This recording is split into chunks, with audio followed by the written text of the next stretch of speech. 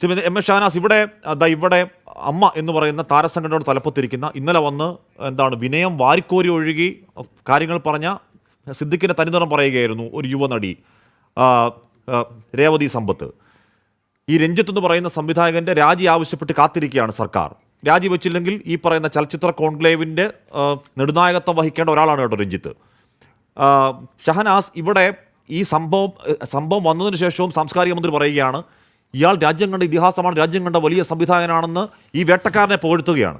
വേട്ടക്കാരനെ പുകഴ്ത്തുന്ന സർക്കാരിന് മുന്നിൽ എങ്ങനെയാണെന്ന് ഇരകൾ വന്ന് തുറന്ന് കാര്യങ്ങൾ പറയുക? എന്താണ് അവർക്ക് കിട്ടുന്ന ഉറപ്പ്, ഗ്യാരണ്ടി? ഷാനാസ്, തീർച്ചയായിട്ടും ഇവിടെ ഏത് ഇരകൾക്കാണ് നീതി കിട്ടിയിട്ടുള്ളത്? ഇപ്പോൾ ഈ ഹേമ കമ്മീഷൻ നിലവിൽ വന്നിട്ടുള്ളത് തന്നെ സിനിമാ മേഖലയിൽ ഒരു നടിക്ക് ഉണ്ടായ ദുരനുഭവം കൊണ്ടാണ് ഈ ഇത്തരത്തിലുള്ള ഒരു കമ്മിറ്റി വന്നത് തന്നെ. കമ്മിറ്റി വന്ന് 4.5 വർഷങ്ങൾക്ക് ശേഷം അതിൻ്റെ റിപ്പോർട്ട് പുറത്തു വരുമ്പോൾ അതിനോടനുബന്ധിച്ച് പല തുറന്നു പറച്ചിലുകൾ ഉണ്ടാകുമ്പോൾ ഇന്ന് രാവിലെ നമ്മുടെ ബഹുമാനപ്പെട്ട സാംസ്കാരിക മന്ത്രി നടത്തിയ സംസാരം നമുക്ക് എല്ലാവർക്കും അറിയുന്ന കാര്യമാണ്. കാരണം ഇവിടെ നിയമങ്ങൾ സ്വമേധയാ കേസെടുക്കാൻ വ്യവസ്ഥതയില്ല എന്ന് പറയുന്നത് തന്നെ വലിയ തെറ്റ് കാണിക്കുന്നുണ്ട്. 15 മിനിറ്റ് ഒരു പെൺകുട്ടിയെ ലൈംഗിക ചുവയോടുകൂടി നോക്കിയാൽ പോലും കേസെടുക്കാൻ ഇവിടെ നിയമങ്ങളുള്ള ഈ ഒരു ഇടത്ത് നിന്നിട്ടാണ് അവർ പരാതി നൽകണം എന്ന് പറയുന്നത്. പരാതി നൽകിയ ഇരകൾക്ക് എന്ത് രീതിയിലുള്ള പ്രൊട്ടക്ഷനാണ് ഈ ഗവൺമെൻറ് കൊടുത്തിട്ടുള്ള ഈ കാലത്തിൽ? ഈ 10 വർഷമായാലും ഇപ്പോൾ അവർ ഈ ഒരു പരിധിയിൽ ഭരിച്ചുകൊണ്ടിരിക്കുന്നത്. എന്ത് പ്രൊട്ടക്ഷനാണ് കൊടുത്തിട്ടുള്ളത്? മാത്രമല്ല, ഈ സാംസ്കാരിക മന്ത്രിയും മുഖ്യമന്ത്രിയും ഒക്കെ പിന്നെ ശ്രീ രഞ്ജിത്ത്, ചലച്ചിത്ര അക്കാദമി ചെയർമാൻ ശ്രീ രഞ്ജിത്ത് വളരെ വലിയ പ്രഗത്ഭനാണ്, മികച്ച സംവിധായകനാണ് എന്നൊക്കെ പറയുന്നുണ്ടാവും. അതൊക്കെ ആയിക്കോട്ടെ, അദ്ദേഹം എന്ത് ആണ് അതൊന്നും ആരും നിഷേധിക്കുന്നില്ല. പക്ഷെ അദ്ദേഹത്തിൻ്റെ പ്രാഗൽഭ്യം എന്ന് പറയുന്നത് സ്ത്രീകളെ മോശപ്പെടുത്താനോ ചൂഷണം ചെയ്യാനോ ഉള്ള ഒരു അവകാശമൊന്നുമല്ല. നിങ്ങൾ ആലോചിക്കേണ്ടത്, ഒരു അന്യഭാഷയിൽ പെട്ടിട്ടുള്ള ഒരു യുവതി ഇവിടെ അഭിനയിക്കാൻ വന്നിട്ട് അവർക്ക് വളരെ മോശമായ അനുഭവം ഉണ്ടാകുന്നു. അവരോട് മദ്യപിക്കാൻ പറയുന്നു, മദ്യപിക്കാൻ പ്രേരിപ്പിക്കുന്നു, അവരുടെ ശരീരത്തിൽ ഒരു സമ്മതം വാങ്ങാതെ തൊടുന്നു. അത് അവർ ഇന്നും കുറച്ചു നേരത്തെയും അവരൊരു ചാനലിൽ വന്ന് പറയുന്നത് ഞാൻ കേട്ടു. ഇത് ഞാൻ ഒരിക്കലും മാറ്റി പറയില്ല, ഞാൻ നിരന്തരം ഇത് തന്നെ പറഞ്ഞുകൊണ്ടിരിക്കും. പക്ഷെ കേസുമായിട്ട് ഞാൻ എങ്ങനെയാണ് മുന്നോട്ട് പോകേണ്ടത്?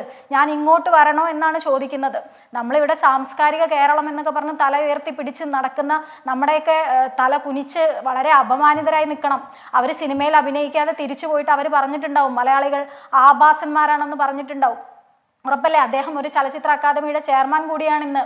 അപ്പൊ അങ്ങനെയുള്ള ഒരു സ്ഥലത്ത് ഇരിക്കുന്ന ഈ ഗവൺമെന്റ് തന്നെ നിയോഗിച്ച ഹേമ കമ്മിറ്റിയുടെ റിപ്പോർട്ട് വന്നിട്ട് അതിൻ്റെ തന്നെ ഉത്തരവാദിത്തത്തിൽ ഇരിക്കുന്ന മന്ത്രി പറയുകയാണ് അദ്ദേഹം പ്രഗത്ഭനാണ്, അദ്ദേഹം മാറ്റി നിർത്താൻ പറ്റില്ല എന്ന് പറയുന്നു. അപ്പോൾ എവിടെയാണ് ഇവിടെ സ്ത്രീകൾക്ക് നീതി കിട്ടുന്നത്?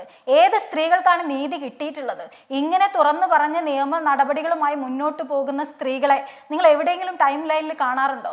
ഇപ്പോൾ ഈ അമ്മ എന്ന് പറയുന്ന സംഘടനയും അവിടെ സിനിമാ മേഖലയിലുള്ള സ്ത്രീകൾക്ക് വേണ്ടിയുള്ള WCC എന്ന് പറയുന്ന സംഘടനയിൽ പ്രതികരിച്ചിട്ടുള്ള എത്ര ആളുകൾ ഇപ്പോൾ ടൈം ലൈനിൽ സിനിമ അഭിനയിച്ചുകൊണ്ടിരിക്കുന്നു? ആ ഒരു അവസ്ഥ കേരളത്തിലുള്ള എല്ലാ വിഷയങ്ങളിലുമുള്ള സ്ത്രീകൾ അനുഭവിച്ചുകൊണ്ടിരിക്കുകയാണ്. ആ ഗവൺമെന്റാണ് ഇവിടെ നവോത്ഥാനവും വനിതാ മതിലും പറഞ്ഞുകൊണ്ട് സ്ത്രീകളുടെ ഉന്നമനവും പറഞ്ഞുകൊണ്ട് വലിയ നിലയിൽ നിൽക്കുന്നത് എന്ന് ആലോചിക്കുമ്പോൾ പുച്ഛം തോന്നുന്നു. എനിക്ക് തോന്നുന്നത് വളരെ പ്രഗത്ഭരായ ആളുകൾ ഇരുന്നിട്ടുള്ള ഒരു ഇടമാണ് ചലച്ചിത്ര അക്കാദമി എന്ന് പറയുന്ന ചലച്ചിത്ര അക്കാദമി ചെയർമാൻ സ്ഥാനത്ത്. ആ ഇടത്തുനിന്ന് അല്പമെങ്കിലും ഒരു അന്തസ് ഈ രഞ്ജിത്തിൽ അവശേഷിക്കുന്നുണ്ടെങ്കിൽ ആ ഇടത്തുനിന്ന് ഇറങ്ങി സ്വമേധയാ ഇറങ്ങി രാജിവെക്കാനുള്ള ഒരു അന്തസ്സെങ്കിലും, ഒരു നാണമുണ്ടെങ്കിൽ അത് ചെയ്യേണ്ടതുണ്ട് എന്ന് പറയാൻ ഞാൻ ആഗ്രഹിക്കുകയാണ്. കാരണം ഇത്രയും മോശമായ ഒരുപാട് കാര്യങ്ങൾ കേട്ടിട്ടുണ്ട്. എല്ലാവരും തലപ്പത്തുള്ള ആളുകളാണ്, അധികാരവും പണവും ഉള്ള ആളുകൾ മുഴുവൻ സ്ത്രീകളെ ഇത്തരത്തിൽ ചൂഷണം ചെയ്യാം.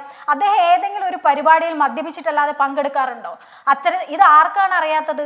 കേരളത്തിലുള്ള എല്ലാ മന്ത്രിമാർക്കും, അദ്ദേഹത്തിന്റെ പ്രൊട്ടക്ട് ചെയ്തുകൊണ്ടിരിക്കുന്ന മുഖ്യമന്ത്രി അടക്കമുള്ള എല്ലാവർക്കും അറിയാം അദ്ദേഹം ഇങ്ങനെ മദ്യപിച്ച് ലെക്ക് കൊട്ടുകൊണ്ടാണ് മുന്നോട്ട് പോകുന്നതെന്ന്.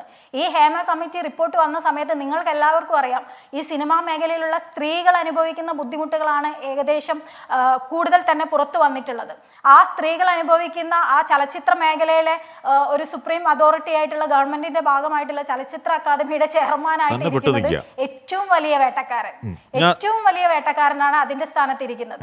പിന്നെ എവിടെയാണ് ഇവിടെ നീതിയുള്ളത്? അതെ, മാത്രമല്ല ആ വേട്ടക്കാരൻ ഇപ്പൊ അയാൾക്കെതിരെ ആരോപണം വന്നിരിക്കുന്നു, അതിന്റെ സത്യമൊക്കെ കേസിൽ തെളിയട്ടെ. പക്ഷേ ആ ആരോപണം വന്ന സമയത്ത് നമ്മുടെ പ്രിയപ്പെട്ട സാംസ്കാരിക മന്ത്രിക്ക് അയാൾ രാജ്യം കൊണ്ട് ഏറ്റവും വലിയ സംവിധാനമാണ് തോന്നുകയാണെങ്കിൽ കഷ്ടമെന്നല്ല എന്താ പറയുക?